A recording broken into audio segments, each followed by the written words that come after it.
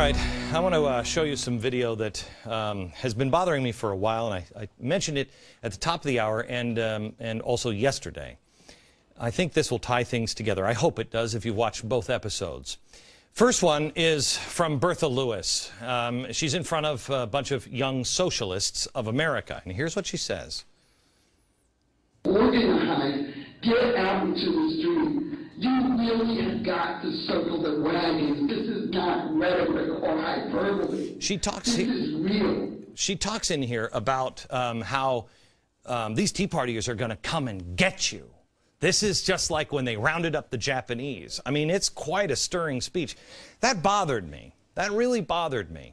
Because I do believe take power is the next step here. Stage demonstrations. Riots, they need trouble. But something bothered me even more. In the summer, Van Jones cloaked a message here in peace and love, and it stuck out to me. I want you to listen to what he says. You handle the top down, but it's also bottom up and inside out. Top down, bottom up, and inside out. So now your challenge as you leave here, our challenge, is to take care of that bottom up part and that inside out part, the heart part. The heart part. That's what did it for me. He said the heart part. I'm like, there's something wrong here. But I didn't know what this meant. This is a tried and true technique that communists use to crush people of a nation between the members of a government at the top. Remember, he said, you've taken care of the top part. What does that mean? You put the right radicals in power. You've taken care of the top part. Then they get the radicals at the bottom to cause chaos. If you don't believe me, that's fine. I tell you, don't take my word for anything. You go ahead and look it up yourself. Let me take you back to where I took you at the beginning of this program, Czechoslovakia. I only told you half the story of what the Czechoslovakians thought was happening to their country in the late 1940s. After World War II, Czechoslovakia was in real trouble and people were hungry and there was strife. And a small group of communists managed to gain power in the Czech government through parliamentary maneuvers. That was taking care of the top-down pressure. Meanwhile, unbeknownst to all the people in Czechoslovakia, they were agitating people, getting them out into the streets, riot, strike, protest, create the illusion of a widespread clamor for change. That was the bottom-up pressure on the system. Well, the people were left in between, and they didn't know the truth. They didn't know what was going on. They were hungry, they were scared, they were confused, and they were looking for help. When they cried out for help from the government, which they thought was not with the rioters, oh, they got help. They had no idea that some at the top were in league with those creating the chaos at the bottom. The people at the top had formed a shadow government, and they were only too happy to help, and they helped by clamping down on the Czech people. So the Czech people were hit from both directions, top down, bottom up, and inside out. Their country was turned inside out. They didn't know what to believe. The same is now being called for.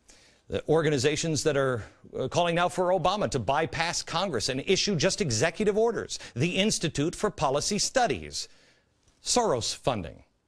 They came out with their annual report that literally says outside, inside. Outside pressure and inside strategy. What does that mean? It's just a different way of saying up and down pressure. Same thing, outside, inside. Now, how do I know about this strategy in Czechoslovakia? Well, it came from Jan Kozak's Communist Strategy paper. He was a writer and a member of the Communist Party at the time. He wrote this essay, and it was never intended to go public, but it accidentally did. We found it in a very old copy of the Congressional Records. Everything I am telling you for the last 2 nights, all of this strategy, all of this, the exposure. Why do you think George Soros sent his number 2 guy to my number 2 guy to ask us to consider him a kindly old gentleman? Because what he's doing was never meant to be published. But after being bullied, we stood up. We're not playing your game. It's no accident. This is what Van Jones meant. Top down, inside out, after the bottom up. What the Czech people didn't know is what you know now, that there is an orchestration of the ground. It's all being orchestrated. You know the groups involved now, and you know who's at the top. The Czechoslovakian people didn't know that, so they ran to the people they usually trusted, but they called for the wrong people. The other thing that the Czechoslovakian people didn't know is the first lesson of the 9/12 Project. What was my goal when I introduced the 9/12 Project? To tell you, you are not alone. But here was one of the most important lines out of that, especially in retrospect. Listen to this. The truth is, they don't surround us. We surround them. This is our country. Why is that important? Because when you study what happened in Czechoslovakia, the people felt alone, and they felt surrounded. You're not alone, and they do not surround you. It's an illusion. It's a puppet show. It's a stage. The radicals need you to feel that way. They need you to riot. They need you to create chaos. They'll do it if you won't, but they'd prefer that you did it. So when Van Jones says bottom up, he means get out into the streets. Why do you think she's telling the young communists they're coming for you? Get out into the streets. It's a game. And George Soros enjoys the game. He finds it kind of fun, those subversive activities, not my words, his words. He means the government forces that are in league with the riots when Van Jones says bottom up and top down, the top will clamp down. Those are the people who are trying to force this president to do what he knows needs to be done. Van Jones' words. Top down, bottom up, inside out strategy. That's what's happening. Except now we've thrown a tire iron into their little game that they have played 4 other times, and they are now executing the 5th time. But now we're changing the game. That's why we have tried to arm you with the most powerful weapon you have, information you need. Find all of this out. Find it out for yourself. Don't take my word for it. Know it, and tell everyone you know. George Soros, you should know one thing, sir. We are not Czech citizens. We are Americans.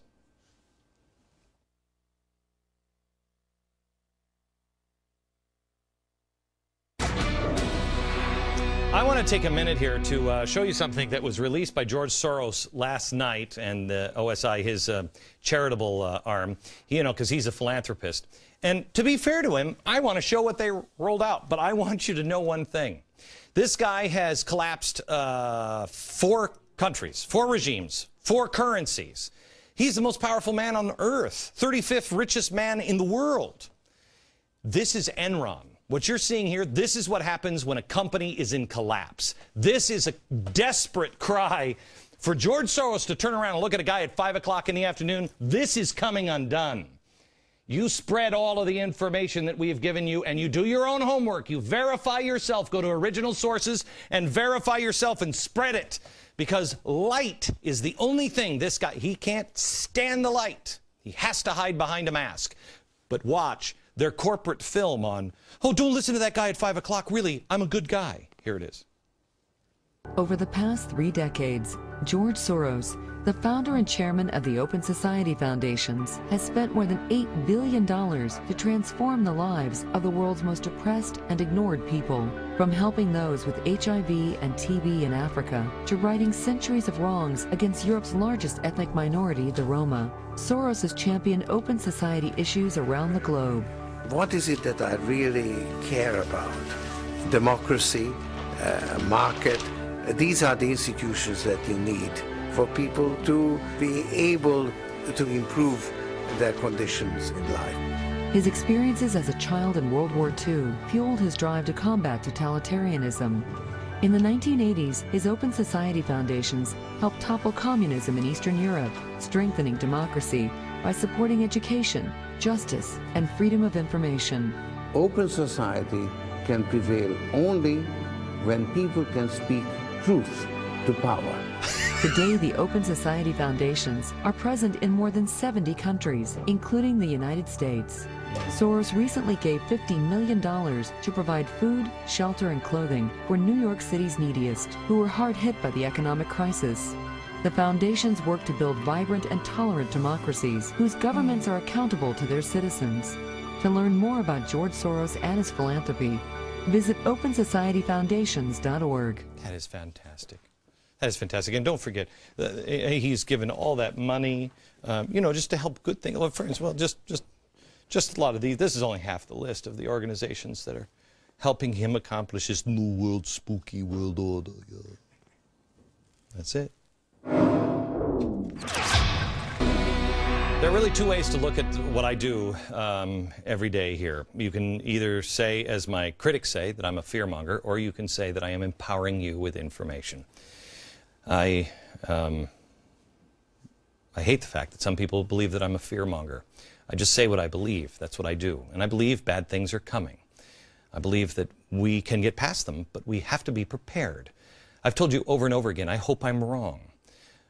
But FDR was wrong when he said the only thing we have to fear is fear itself. The only thing we have to fear is not being prepared and not knowing what's really happening. But progressives, they'll say I'm a fearmonger, and they want you to believe that everything is fine, and that's what they'll tell you. Watch. This is a rich country. We have plenty of money, and if you don't believe me, ask Halliburton. We've been able to create or save 3.5 million jobs. Will the Federal Reserve monetize this debt? The Federal Reserve will not monetize the debt. That legislation, according to The Economist, has saved or created 3.6 million jobs. We have turned this economy around. I think we see entities that are fundamentally sound financially and withstand some of the disaster scenarios. Okay. You can believe that, and I hope they're right. They're not, but I hope they're right. You know better. You know the truth. You know, on jobs, really? Unemployment rate, unchanged, 9.6% last night. They told us it would never go over 8. Food prices are rising. You don't believe me? Go shopping. Wall Street Journal now says an inflationary tide is beginning to ripple through the supermarkets and the restaurant. They're still telling you that they're worried about deflation. Don't worry about inflation. Check the price of gas. We're not going to monetize the debt. That was under oath. Really? The Fed just said that they will print more money to buy as much Treasury debt in the next 8 months as the government will issue.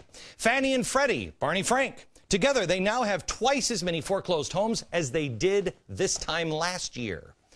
America, we have a historic choice in front of us. Do we open our eyes, or do we keep burying our heads in the sand? Do we end the book called America, or do we just turn the page and begin a new chapter? I've told you, 40-day and 40-night challenge. Please take this. People, we can't be the people who are angry. We can't be those people. They got that covered. We have to be people who say, thank goodness you're here. We have to be the ones who count on faith, hope, and charity from each other. From each other. We don't need a billionaire to activate it. We activate it in ourselves. Please share all this information with your friends. A little more on the Puppet Master on tomorrow's show. And then on Friday, we're going to change the mood a bit. We're going to talk about gratitude with an incredible audience. You do not want to miss Friday. From New York, good night, America.